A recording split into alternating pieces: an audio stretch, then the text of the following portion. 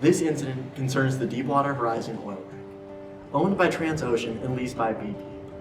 This $560 million semi-submersible structure built in South Korea was state-of-the-art. At the time of calamity, the rig was 41 miles off the coast of Louisiana in the Gulf of Mexico, or as some are calling it, the Gulf of America. Keep in mind, at the time of the explosion, 126 workers were on the rig.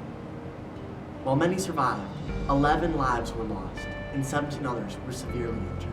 The rig burned for over 24 hours before sinking beneath the waves on April 22nd. But the worst was yet to come. For 87 days, oil poured relentlessly, around 50,000 to 70,000 barrels per day into the Gulf of Mexico.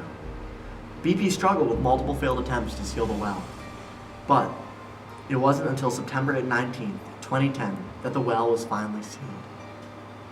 But by then, the damage was enormous. An estimated 3.19 million barrels of oil had escaped into the Gulf of Mexico, along with hundreds of thousands of tons of hydrocarbon gas.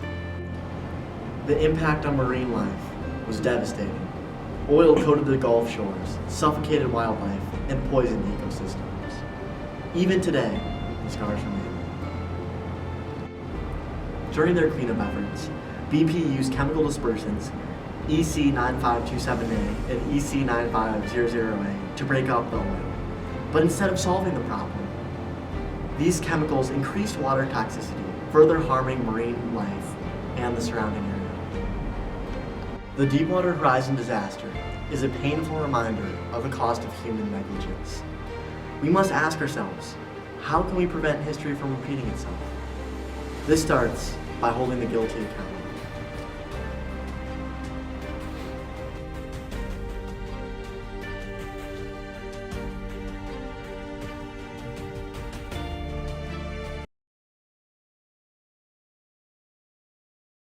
You know, we got to try this chord at just the local level. I mean, maybe even the state level.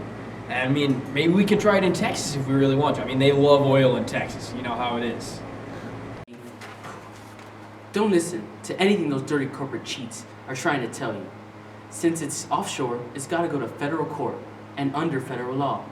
Let's also put it to the closest court to the accident in the Eastern District of Louisiana.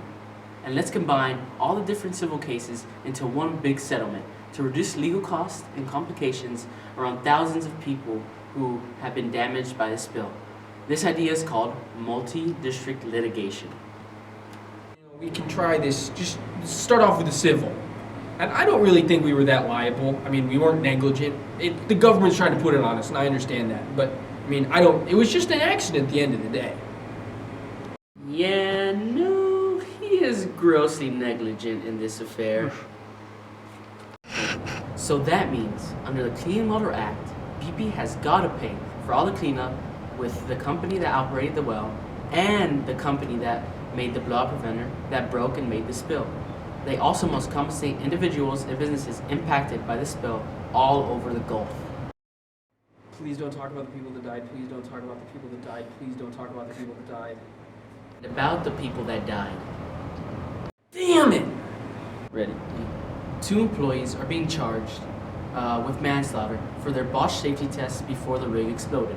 And under the Jones Act, they will have to pay pecuniary damages for all the seamen on the boat who were killed and injured in the accident. It's a bad day, just getting worse. I mean, can we at least move on to the criminal charges? Commence. Where should I start? Clean Water Act, Migratory Bird Treaty Act, obstructing Congress, or manslaughter? And I imagine this is going to be some grand sum of money in our guilty plea. The largest sum of money in history.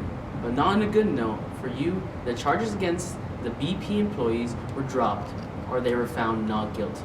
Yeah, $4 billion is a lot, but just wait until you see the civil fines.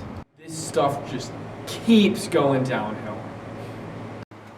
So yeah, they thought the civil fines were going to be somewhere around $7 billion. But the initial fines ended up being about $18 billion. The damage ended up north of $50 million.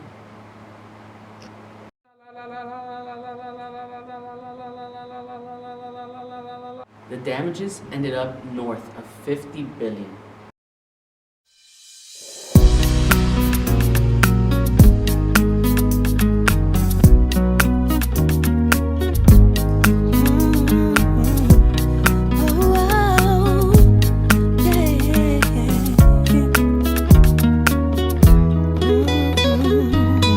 I wish the way I was living could stop. Serving rocks, knowing the cops is hot when I'm on the block. And I wish my brother would've made bail, so I won't have to travel 6 hours to see him in jail. And I wish that my grandmother wasn't sick, or that we would just come up on some stacks and hit a lick. And I wish my homies wouldn't have to suffer when the streets get the upper hand on us and we lose a brother. And I wish I could go deep in the zone and lift the spirits of the world with the words within the song. And I